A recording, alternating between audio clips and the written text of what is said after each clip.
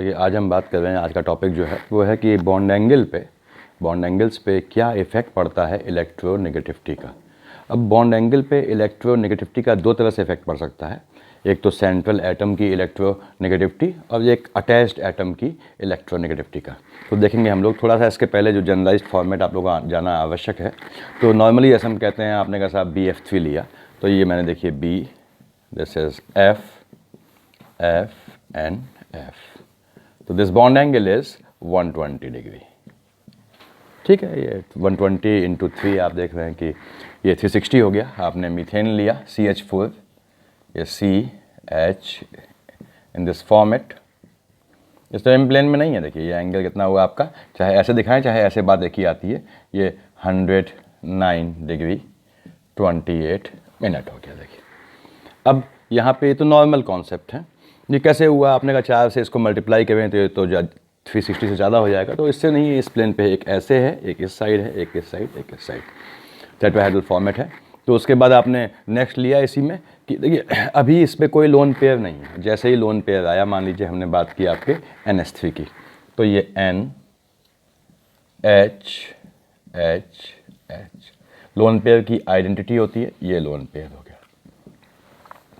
तो अब bond angle क्या आया आपका, ये डिक्रीमेंट हो गया। देखिए यहाँ देखिए नॉर्मल 120 था, ये आपका 109.28 था। आपने कहा साहब ये 107 डिग्री हो गया।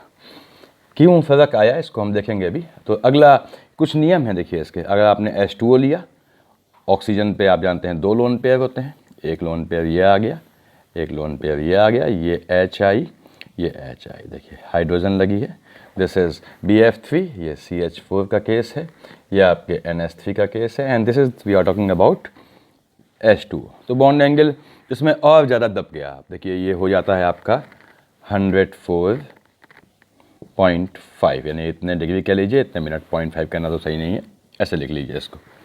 तो अब क्या है, या 100 आपकी सुविधा के लिए 0.5 लिख लूँ मैं कि चलिए 0.5 डिग्री।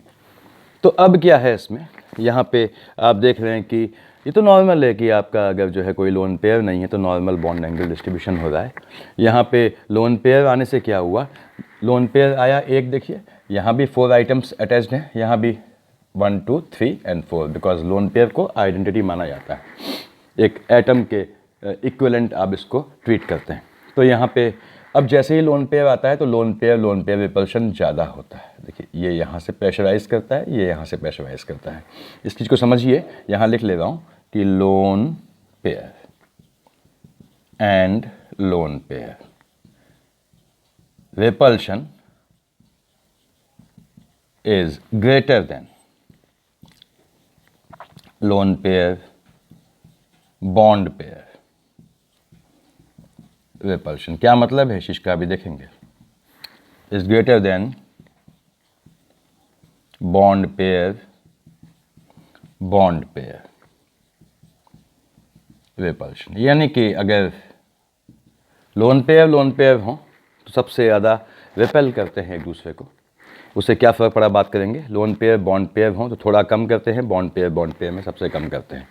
अब यहाँ देखिए आपका ये तो बॉन्ड पेयर है सब इसमें। यहाँ देखिए ये लोन पेयर है, ये बॉन्डिंग इलेक्ट्रॉन्स जो नाइट्रोजन के थोड़ा पास है क्योंकि नाइट्रोजन इलेक्ट्रोनेगेटिव है।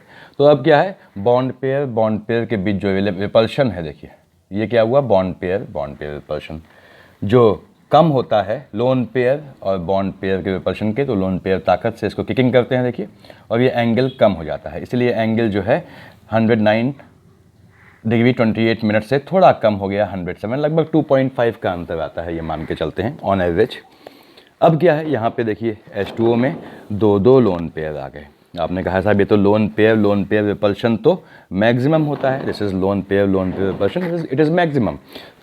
तो ये ताकत से रिपल करते हैं एक दूसरे को इस तरीके से कि फिर ये लोन पेयर ने इन बॉन्ड पेयर को रिपल किया, इसने इनको किकिंग की, तो ये एंगल और पास आ गया। तो क्या हो गया, देखिए आप एंगल कितना हो गया 104.5, 107 से फिर डिक्रीज कर गया। अगेन 2.5 का अप्रॉक्सीमेट डिफरेंस आता है। तो we are going to get the difference of 2.5 approximately. तो दैट मीन्स व्हाट कि as the number of lone pairs increases, what conclusion is done by this, that as the number of the moment the moment the number of lone pairs increases, number of lone pairs are increasing, that means lone pair repulsion is going to be increased, and that's why the bond angle is continuously being decreased. So here a single lone pair repulsion is there, तो कितना हुआ angle 107 हो गया, यहाँ दो आ गया, देखिए और कम हो गया। तो इसको ये ध्यान है आपको, LP रिपल्शन ज़्यादा होता है, इसको हटा दिया। इसकी यहाँ ज़रूरत नहीं थी, इस टॉपिक में इसकी ज़रूरत नहीं है, लेकिन आपको ये चीज़ आनी चाहिए, इसलिए बताया मैंने, ताकि आपको आगे हम बढ़ सकें इसमें। ये चीज़ें आपको आइडिया रहेंगी तो आपको ज़्यादा आसानी होगी चीज़ों को समझने में। उसके बाद ये तो लोन पेयर का था, इसका आउटपुट क्या निकला कि higher the lone pairs less will be the bond angle.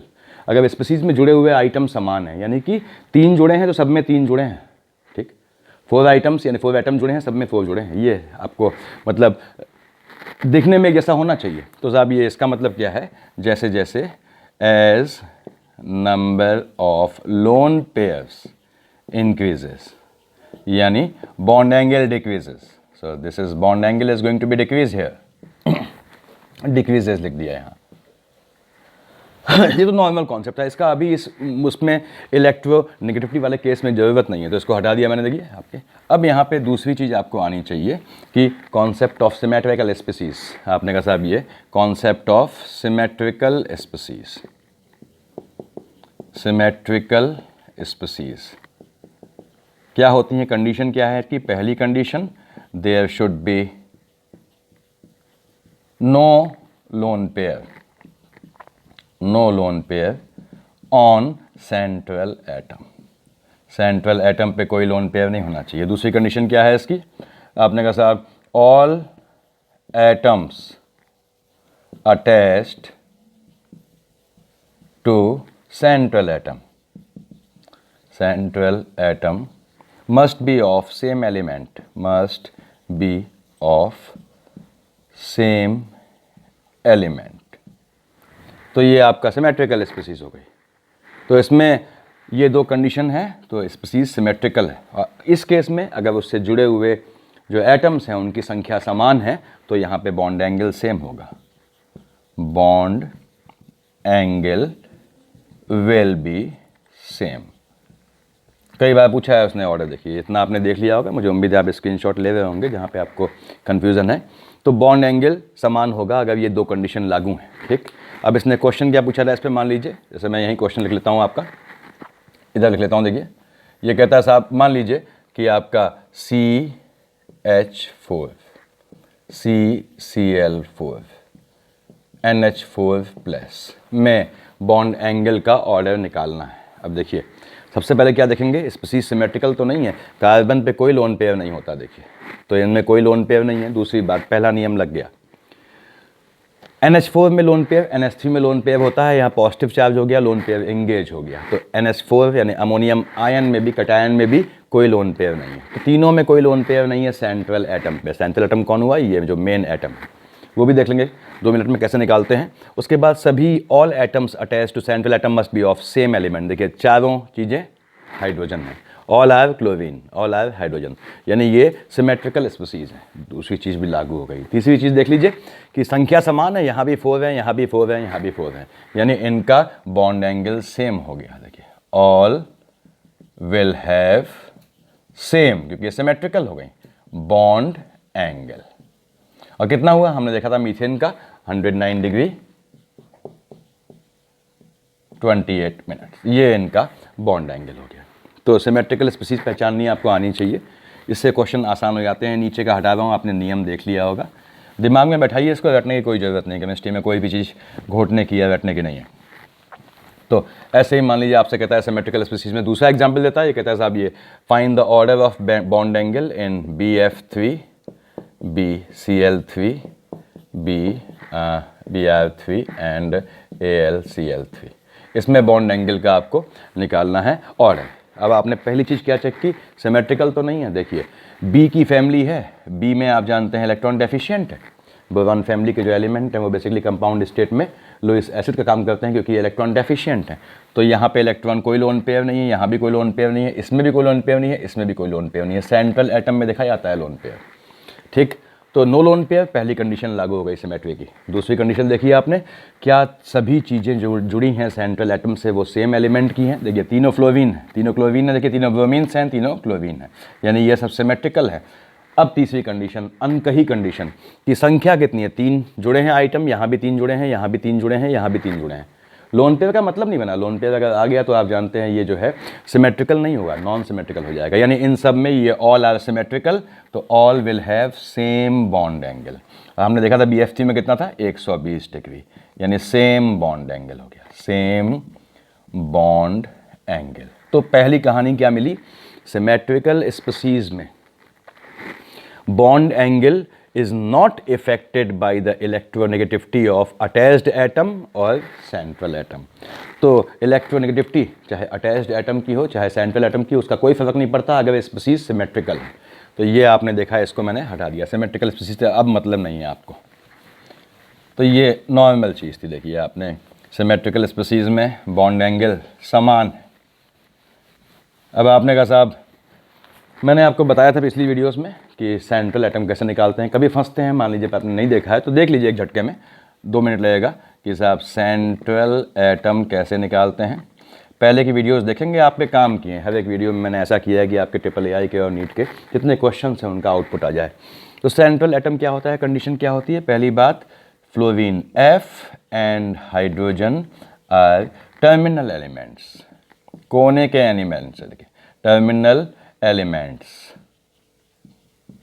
hence never act as central atom। ये कभी भी सेंट्रल एटम नहीं होते हैं, ठीक।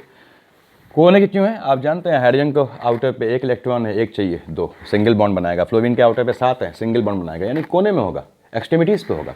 दूसरा आपने कहा साहब, सेकेंड थिंग कि the element with least atomicity is central atom। Sequence में नियम लगता है। तीसरा, अगर दूसरा नियम वायलेट हो जाए, कैसे, एक से ज़्यादा एलिमेंट आपके, उनकी संख्या समान हो मिनिमम में, बताऊंगा अभी। तो साहब क्या है, इफ़ अगर B वायलेट हो गया तो देखिए आपने लिखा कि central atom will be more electropositive element. ये कब लगाएंगे, जब ये आपका वॉयलेट हो जाए, जब सेकंड में कन्फ्यूजन हो जाए, सेकंड में एम्बिग्यूटी आ जाए, तब थर्ड को लगाएंगे। तो ये अपना आपने देख लिया सेंट्रल एटम कैसे पहचानते हैं। देखिए आपने कहा साहब, मान लीजिए H2SO4, हाइड्रोजन होगा नहीं, अब सल्फर बचा, O बचा। एटोमिसिटी मतलब पोस्ट स्टोकियोमेट्री, सल्फर के बाद कुछ नहीं, यानी 1 है, इसका 1 एटम है, ऑक्सीजन के 4 एटम है, किसका कम है, सल्फर का, सल्फर सेंट्रल एटम हो गया। आपने कहा साहब H3PO4, H होगा नहीं, यहाँ लिखा हुआ है पहली लाइन में। अब दूसरा नियम, किसकी संख्या कम है, P और O में से P की संख्या कम है, P सेंट्रल एटम हो गया। अब देखिए तीसरा नियम लगा रहा हूँ अब मैं, HCN, H होगा नहीं, आप जानते हैं, C और N दोनों की संख्या समान है, 1 है, तो तीसरा नियम लग गया। इलेक्ट्रोपॉजिटिव कौन है, कार्बन है, तो C जो है आपका सेंट्रल एटम हो गया। नाइट्रोजन इलेक्ट्रोनेगेटिव हुआ, देखिए। तो ये आपका सेंट्रल एटम निकालने का नियम था, ज़रूरत नहीं थी, लेकिन जिसने ना देखा हो वो देख ले प्लीज़, इसको मैं हटा रहा हूँ। तो अब हम आते हैं अपने मुद्दे पे कि if molecule is non symmetrical, तब असर पड़ेगा आपके इलेक्ट्रोनेगेटिविटी का, या फ़र्क पड़ेगा। यहाँ लिख रहा हूँ, फॉर अनसिमेट्रिकल मॉलिक्यूल्स, यानी जो सिमेट्रिकल ना हो, जैसे आपने देखा जिनमें जो है या तो लोन पेयर हो सेंट्रल एटम पे, या फिर जो है जितने भी एटम जुड़े हैं वो सेम एलिमेंट के ना हो, तो 2 चीज़ों का असर पड़ेगा। देखिए मान लीजिए हमने NH3 की बात करते हैं, तो एक तो सेंट्रल एटम की इलेक्ट्रोनेगेटिविटी और दूसरी एंडिंग एलिमेंट की इलेक्ट्रोनेगेटिविटी। तो पहला ले रहा हूँ मैं, मान लीजिए आपने कहा साहब, यहाँ पहला केस ले रहा हूँ, देखिए मैं, कि electronegativity of central atom, effect of electronegativity of central atom। जैसे आपने कहा ऑक्सीजन फैमिली, OSCT, पोलोनियम नहीं ले रहा हूँ, देखिए यहाँ पे H2O, H2S, H2SE, H2T। ठीक, कैसे ध्यान रखना है आपको, जितना ज़्यादा, यहाँ पहले इसका आउटपुट लिख दे रहा हूँ निचोड़, जो अगर आपको समझने में दिक्कत आए तो उसको याद कर सकते हैं। Higher be the electronegativity of central atom यानी more will be the bond angle, उतना ज़्यादा बॉन्ड एंगल होगा। यानी क्या हो गया आपका, ये हो गया। देखिए आप जानते हैं ऑक्सीजन ज़्यादा नेगेटिव है, इलेक्ट्रोनेगेटिविटी नीचे जाने पे डिक्रीज़ करती है। देखिए इलेक्ट्रोनेगेटिविटी आपकी हमेशा नीचे जाने पे आपकी डिक्रीज़ करती है, यानी OSCT। तो क्या हुआ, बॉन्ड एंगल आपका H2O में ज़्यादा होगा H2S से, इसमें ज़्यादा होगा H2SE से, इसमें ज़्यादा होगा H2TE से। तो बॉन्ड एंगल का ऑर्डर ये हो गया। अब ऐसा क्यों है वो बात की बात है। देखिए तो बॉन्ड एंगल का ऑर्डर आपका ये हो गया, H2O greater than H2S greater than H2SE greater than H2TE। अब मान लीजिए हमने इसका अगले लेते हैं, नेक्स्ट लेते हैं।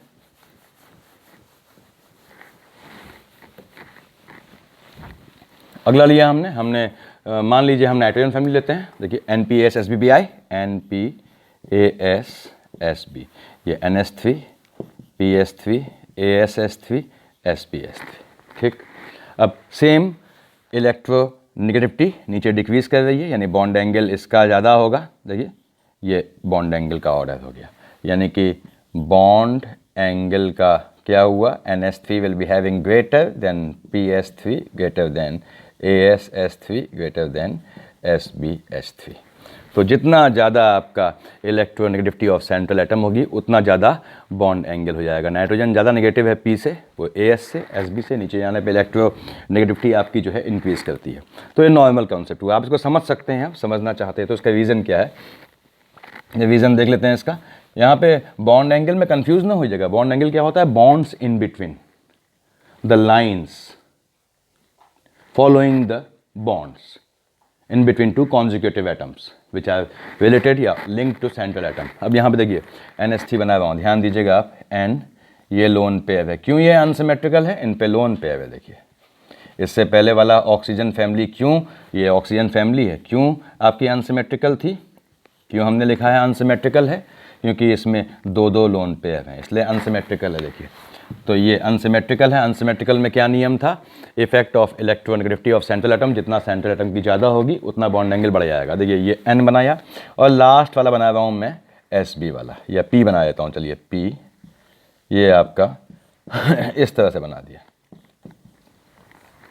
अब आपने कहा साहब NH3 है PS3, ध्यान दीजिएगा आप लोग कि NH3 में ये नाइट्रोजन ज़्यादा नेगेटिव है, तो क्या करेगा, इलेक्ट्रोनेगेटिव है, ये शेयर्ड इलेक्ट्रॉन जो यहाँ होने चाहिए थे नॉर्मली, इनको अपने पास खींच लेगा। देखिए शेयर्ड इलेक्ट्रॉन का इसने अपने पास खींच लिया, तो ये इलेक्ट्रॉन हट गए, यहाँ से पास चले गए। अब शेयर्ड इलेक्ट्रॉन पास आए, इलेक्ट्रॉन में रिपल्शन होगा, इन्होंने ताकत से किकिंग की एक दूसरे को, ये चीज़ इंक्रीज हो गई। कैसे इंक्रीज हो गई, अब ये यहाँ आ गया, ये यहाँ आ गया, इसीलिए बॉन्ड एंगल बढ़ जाता है। देखिए यहाँ पे इसकी इलेक्ट्रोनेगेटिविटी कम है नाइट्रोजन से, ये इलेक्ट्रॉन को कम खींचेगा अपने पास, इतना ही खींचेगा, तो यहाँ पे क्या है, बॉन्ड एंगल कम बढ़ेगा। देखिए इतना ही बढ़ा है क्योंकि रिपल्शन होगा इलेक्ट्रॉन्स में।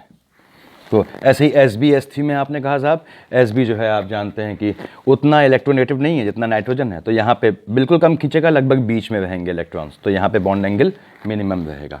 ये इसका कॉन्सेप्ट है, अभी इससे मतलब नहीं है, इसको हटा रहा हूँ मैं।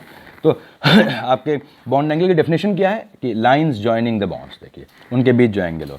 तो अगला आपने लिया, अगर हमने इसको देख लिया कि effect of electronegativity of attached elements, this is attached elements, इसका आउटपुट लिख देता हूँ, जस्ट ये है कि as higher the electronegativity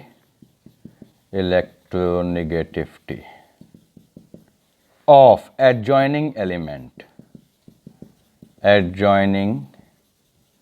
element यानी lesser will be the bond angle, lesser be bond angle। आपको ये चीज़ याद रखनी है, अगर याद रख पाते हैं तो इसको याद रखिए। देखिए कि आपका जितना ज़्यादा एडजॉइनिंग एलिमेंट की इलेक्ट्रोनेगेटिविटी होगी उतना आपका बॉन्ड एंगल डिक्रीज कर जाएगा। इसको ये है effect of electronegativity of attached element. अब आपने कहा साहब जैसे मान लीजिए पी की फैमिली ली मैंने, ये देखिए फॉस्फोरस की फैमिली PF3, ऐसे ही हैलोजन के से हैलाइड्स लिए देखिए आपके PCl3 this is PBr3 and PI3। Fluorine सबसे ज़्यादा इलेक्ट्रोनेगेटिव है तो बॉन्ड एंगल इसमें मिनिमम हो जाएगा PF3 में। देखिए ये ऑर्डर हो गया बॉन्ड एंगल का। देखिए बिल्कुल आसान चीज़ है, आपको ठंडे दिमाग से देखना है। आपने PF3 less than PCl3 less than PBr3, क्यों? क्योंकि यहाँ पे जो है आपका फ्लोरीन सबसे ज़्यादा इलेक्ट्रोनेगेटिव है, तो जितनी ज़्यादा अटैच्ड एलिमेंट की इलेक्ट्रोनेगेटिविटी होगी उतना बॉन्ड एंगल डिक्रीज कर जाएगा। So it should be PF3 less than PCl3। अब मैं इसको हटा के दोबारा लिख रहा हूँ, देखिए समझाने के लिए, आपको इतना क्लियर होगा।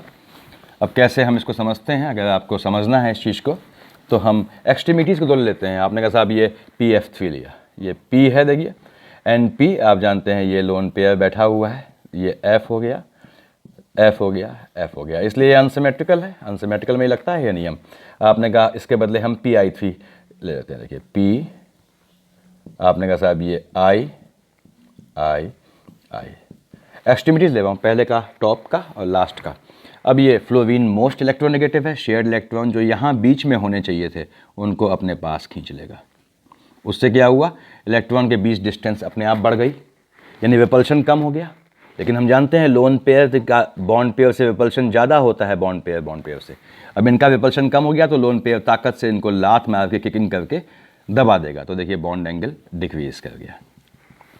यहाँ पे ये इसकी इलेक्ट्रोनेगेटिविटी उतनी ज़्यादा नहीं है तो इलेक्ट्रॉन लगभग बीच में रहेंगे जैसे रहते हैं नॉर्मली, तो उतना असर नहीं आएगा। यहाँ बहुत कम अंतर आएगा बॉन्ड एंगल में, डिक्रीमेंट में, यानी कि जितना ज़्यादा इलेक्ट्रोनेगेटिव होगा अटैच्ड एलिमेंट उतना इलेक्ट्रॉन्स को अपने पास खींचेगा, उतनी इलेक्ट्रॉन्स के बीच डिस्टेंस अपने आप बढ़ जाएगी। यानी कि साहब अब रिपल्शन डिस्टेंस बढ़ गई, यानी रिपल्शन कम हो गया, इलेक्ट्रॉन्स पास आ जाएंगे। क्यों पास आएंगे? क्योंकि यहाँ से किकिंग के लिए लोन पेयर बैठा है जो और ज़्यादा ताकत से, ज़्यादा कैपेसिटी से इनको किकिंग कर रहा है। तो इसलिए आप याद रखिए कि जैसे जैसे आपका जो है वो इलेक्ट्रोनेगेटिविटी ऑफ अटैच्ड एलिमेंट बढ़ती है बॉन्ड एंगल हमेशा डिक्रीज करता है। इसको आगे बढ़ाते हैं, इसको हटा देगा टॉपिक को मैं।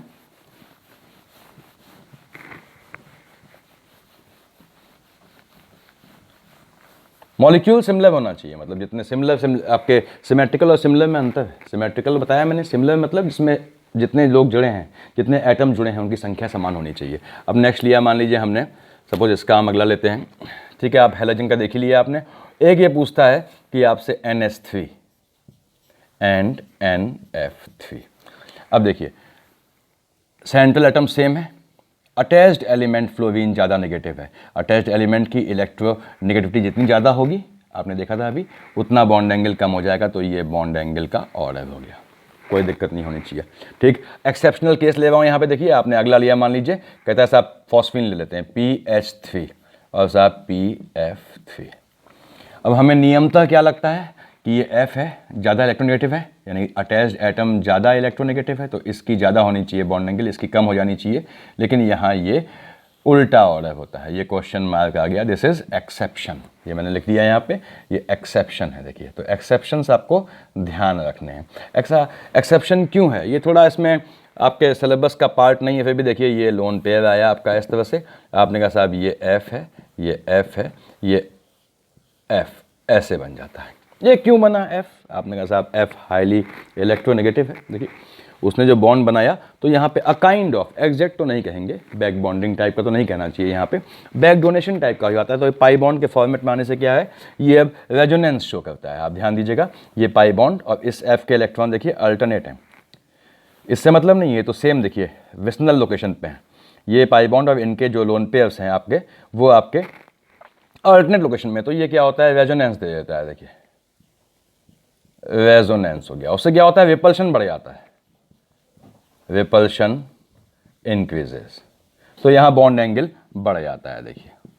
तो इसलिए PF3 में ज़्यादा होता है। PF3 से पूछना नहीं चाहिए उसको आपको, लेकिन आपको ध्यान रहना चाहिए, कभी पूछता है कि order of bond angle will be, तो आपने देखा कि अनसिमेट्रिकल स्पीसीज में ही निकालेंगे आप। सिमेट्रिकल में तो आप जानते हैं समान हो गया, अगर आइटम समान जुड़े हैं तो। मेरे ख्याल से काफ़ी है आज का टॉपिक इतना, इसके बाद देखिए यहाँ इतना काफ़ी है। चलिए, थैंक यू।